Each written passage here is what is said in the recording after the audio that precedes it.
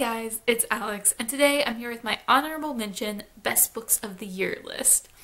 Every year I do a top books, best books of the year video, but because I am so kind of strict in my 5-star ratings, I only give a very few 5-star ratings every year, usually fewer than 5. I like to do an honorable mention video as well. These books might not be my all-time favorites, but at the end of the year, I usually have several books that I felt like are worth a mention, that were worth reading, that I really loved, that just didn't quite make that 5-star bar. So I do a second kind of best video just to share those books, to share the books that were worthwhile but not necessarily favorite tier, but they do deserve a mention at the end of the year because I really loved all of these. I also have reviews for all of these books posted, so I will link those down below if you're interested in more in-depth thoughts, because these are just kind of my rambling thoughts on these books. And these books are in no particular order, I just kind of listed them at will and picking them up as I thought of them. The first is also the only book I actually have on me. It's a full series, and that is the Willrent series by Karin. I had heard a lot about Karin, just people seem to really love her, and I kept meaning to read her, picked up a couple of her books, never got around to it. And then this year I think I read 13 of her books between October and November. I was very interested in Karin, and I loved her books, especially the Willrent series. This is Triptych, it's the first book in the series. I adored it. I thought it was so dark, so gritty. She does such a good job at making you feel uncomfortable with the story. You're uncomfortable with the characters, but it's done in such a good way because it's an uncomfortable situation. She's making you feel this emotion that you really should be feeling. That a lot of the time when I read thrillers, I've been a bit desensitized to them, so I'm like, wow, murder, that's bad, but I don't feel uncomfortable at that murder. Where she really did a fantastic job of just hitting that discomfort level in me, and I appreciated that. And just in general, I loved her writing style. This series ranged from 3 to 4 stars to me, and I can't remember many other detective novels that I've given 4 stars. I'm very, very picky with my cop thrillers, and I can say without question that this is the best cop thriller series that I've ever read, and I adored it. And I read all 9 books in this series in about 2 months, so highly, highly recommend if you haven't picked it up already and like some dark, gritty thrillers. The second book on this list is The Hate You Give by Angie. I think most people on BookTube know what this book is about by now. It's about a black girl whose friend is shot by a cop in front of her. There's an investigation, there's a lot of publicity, and it's a lot of Star, the main character, dealing with her feelings and who she is as a person and her identity, because she goes to a private school that is very, very white, very, very wealthy, and she lives in an area that is very black and very poor, and she has these two dueling sides of herself, and she kind of just, over the course of the book, learns to become herself and not these caricatures of herself. And I really, really enjoyed this book. I think it's just as good as everyone says. I highly recommend it, just as much as everyone else has recommended if you've somehow gotten this far without reading it. It's just a wonderfully written novel. The thing I really loved about this book that made it stand out to me was the voice. Angie did such a good job with capturing Star's voice, and it was very powerful and very moving, and just the kind of book I was entirely engrossed in. This was 100% the kind of YA contemporary I binge read all the time when I was in high school, just very issue-driven, very well-written, very dynamic main characters, and I really, really loved it. Next, we have Leviathan Wakes by James S.A. Corey. This is a space opera book about the captain of a spaceship and kind of his quest to figure out what's going on, who killed the members of his crew. Was it Mars? Was it Earth? Was it the Belter planets? Was it a terrorist group or a corporation? Who knows? And then this cop who lives on the asteroid belt and is trying to track down this missing woman, and their paths kind of intertwine, and it was fascinating. I have never read a space opera before. I haven't really watched many space operas because sci-fi isn't my genre, but this book was so, so much fun. It's really long, really thick, just this long, winding story with fantastic characters, and I was engrossed all the way through. I've watched the show, so I'm ahead of the plot in the books, but I was really invested. I was gripped by the story. It was one of those stories that's just fun. And not fun in that there aren't stakes or bad things don't happen, because there's a lot of bad things that go down in this book, but it's just fun in the way the story is written and the way it grabs you and it holds you in and you're just there for the ride. And I really, really enjoyed that. I haven't continued on with the series yet, but I have the second book out from the library and I definitely plan to this year. If you're looking to get into science fiction, space opera types books, I definitely recommend this one. I think it was a wonderful place to start. I found it really easy to follow, and just the world in general felt incredibly well developed. There was a lot of depth there in terms of how people would actually react, how the science affected the people. And I'm not a science person, so I don't know if it was like well done science, but it was very enjoyable science. Next we have Winter Garden by Kristin Hannah. This was one of 2 Kristin Hannah books that I read this year, but the only to make it onto this list, and I thoroughly enjoyed this book. It's half contemporary, half historical fiction about 2 adult women in the 2000s and their mother who grew up in Russia during the war. It flips back between the 2 stories about the 2 daughters and their life now and their relationship with their mother now, and then it goes back into the past and their mother telling her story and what she went through. I don't usually like story within a story narratives, but I did really enjoy this one. I thought it was really well done. I thought the story was fascinating. It wasn't necessarily the best thing of all time, and I definitely felt that while reading the book. There were some flaws throughout, but just, it was one of those stories I was so invested in, and I didn't care about the flaws because I loved the story. I loved the characters I was reading and what they were doing and what they were up to. I loved hearing about everything that the mother went through, and it was just one of those things where it had a number of flaws, but I didn't care about those flaws.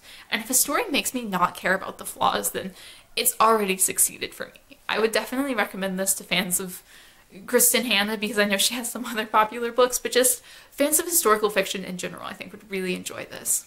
Then we have the first nonfiction book on this list, which is Dead Wake by Erik Larson. This is, again, nonfiction about the sinking of the Lusitania.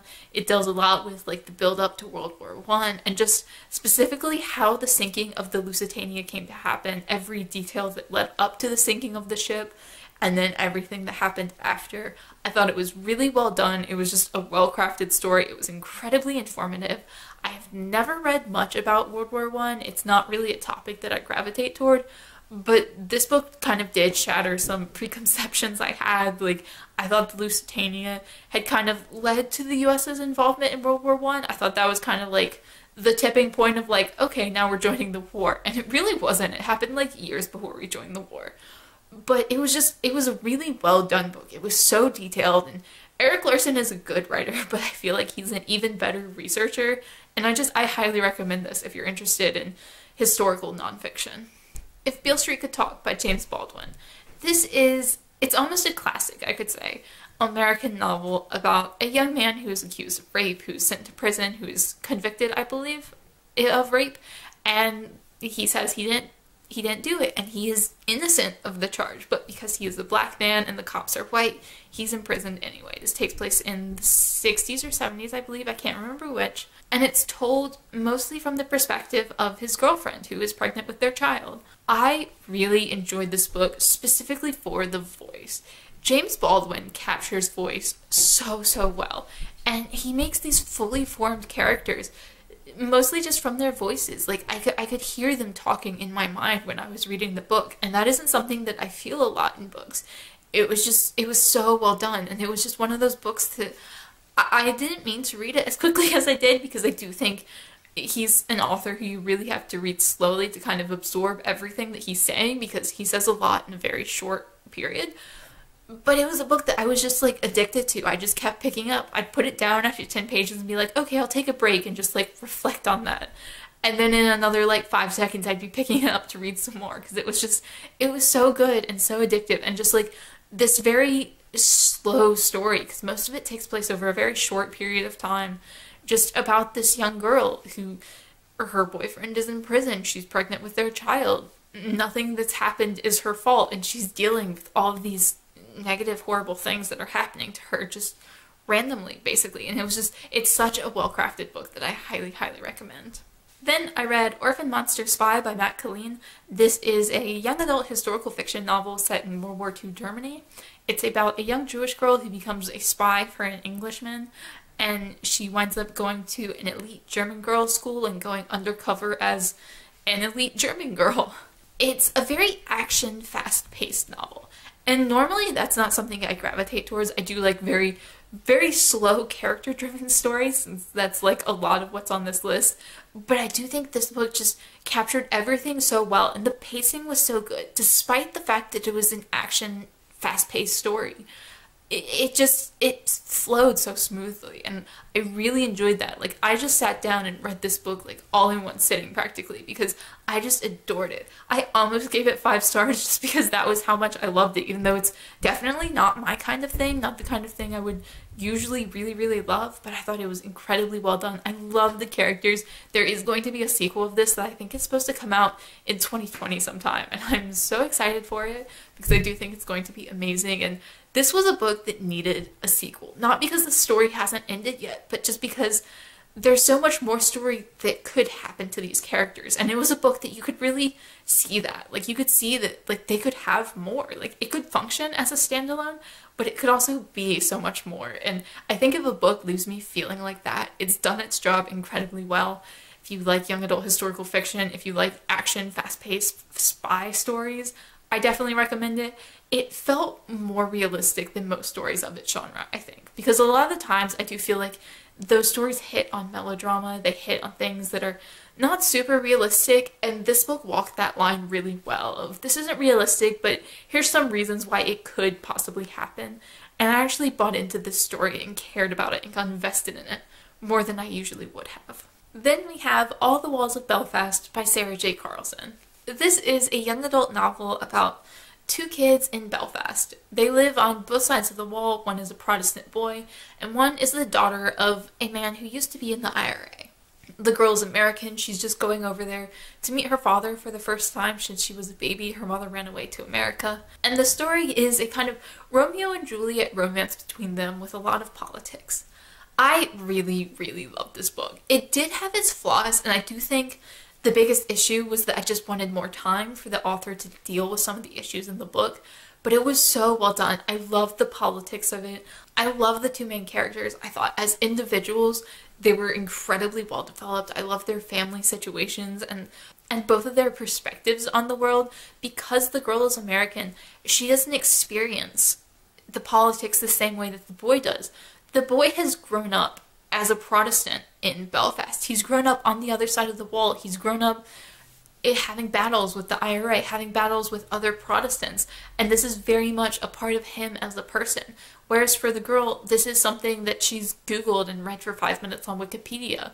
She thinks the troubles are over, and while they might officially be over, there's still a lot of tension. And I think the lack of understanding between the 2 about their different viewpoints was so incredibly well done. I really loved this book. I thought it was just a well-crafted story, and I'm very excited for what Sarah J. Carlson does in the future. The last thriller that I have on this list is Baby Doll by Hollie Overton. This is only kind of a thriller. It's heavy on the drama aspects. It's about a girl who was kidnapped when she was in high school. She's held captive by her English teacher for many years, and then she eventually escapes, and that's where the story begins. During her escape with her daughter, there's a trial that ensues. She's mending relationships with her mother, with her twin sister, and there's a lot that goes into this story. I thought it was a really fascinating situation. I love books that take place after the trauma. I think it's fascinating to see how characters deal with the trauma, how different characters perceive it in different ways, how the trauma is different for all of them.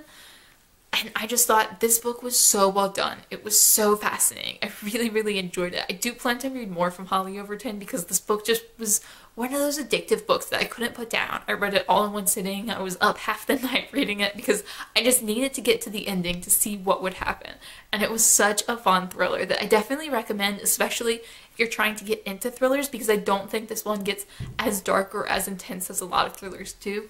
If you're going there from reading contemporaries, I think this is a really good starting point, just because it is kind of half thriller, half drama, and it was just really well done, really well written. A lot of fascinating characters telling this very dark story, and it was fantastic. Columbine by Dave Cullen. This is another nonfiction book about the school shooting at Columbine in 1999. This is probably one of the more famous school shootings. It's the most well known. It was one of the biggest at the time. and it's still discussed a lot as kind of a precursor to what happens today much more frequently. I thought this book was absolutely fantastic. It's a really in-depth, detailed discussion of what happened. It covers pretty much every detail almost of the shooting. It covers what happened the day of, what happened that led up to it.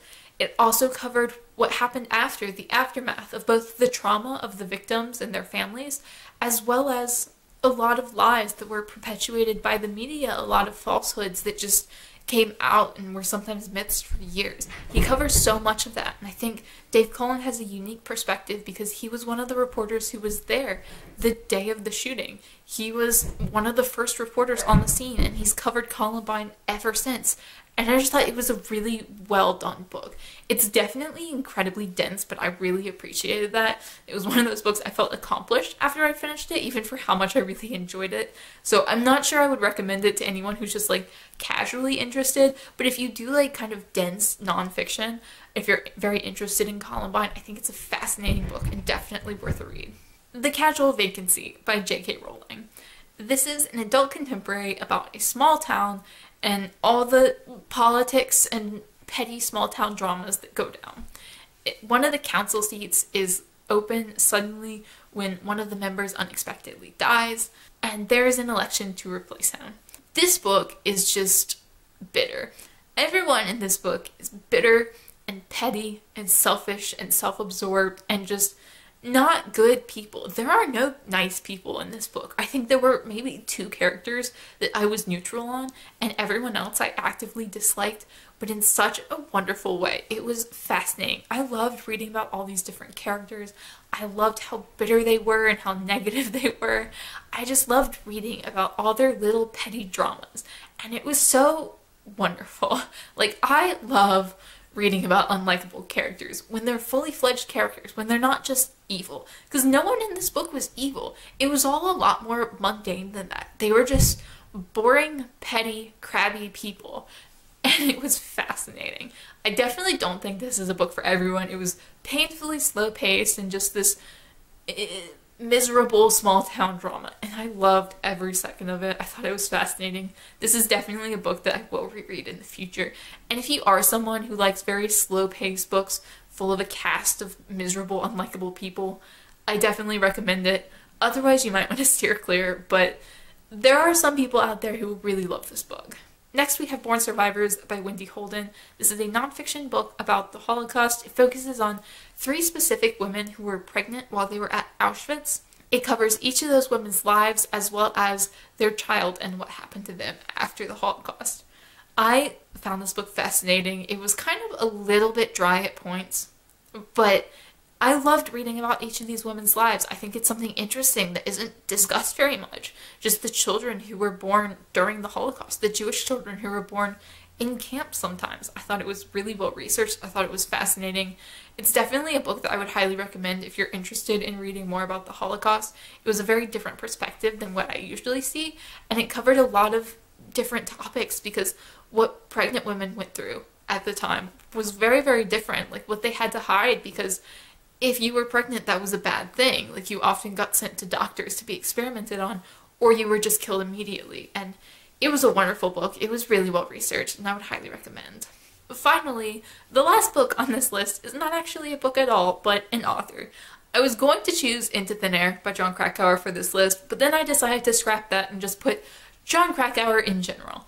I have read him before. I read Into the Wild when I was in high school, and I kind of thought it was okay. It was interesting, but not like the greatest thing of all time. I wasn't a big fan of the person who the book was about, but I read a number of Jon Krakauer's books this year. I don't remember how many. Most of the books he's written, all of them except for Into the Wild and Classic Krakauer, I read this year, and I really enjoyed pretty much all of them. I thought they were incredibly well done. He's a fantastic author. He's a great journalist. He's very fascinating. He writes about loads of subjects from rape culture to friendly fire in the army to, I don't know, outdoors mountain climbing stuff like Into Thin Air. I think Into Thin Air was the one that was closest to making this list.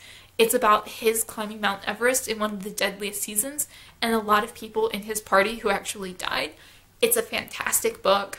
All of his books are really fantastic, and if you haven't read Jon Krakauer but you are kind of interested in nonfiction, I would definitely recommend checking him out. He has a lot of books about a lot of different subjects, and there's probably one that would interest you. Like I said before, I will include links to my book reviews on these books down below because this was kind of just me rambling, having not read some of these books for several months, but I really did enjoy all of them. I thought they were all really wonderful, really worthwhile, and would definitely recommend if they sound like something you would enjoy. Definitely stay tuned for my best and worst list that will contain the very best of what I read and also the very worst, because you can't have positivity without having some negativity to mirror it. As always, thank you guys so much for watching, and I will see y'all again soon.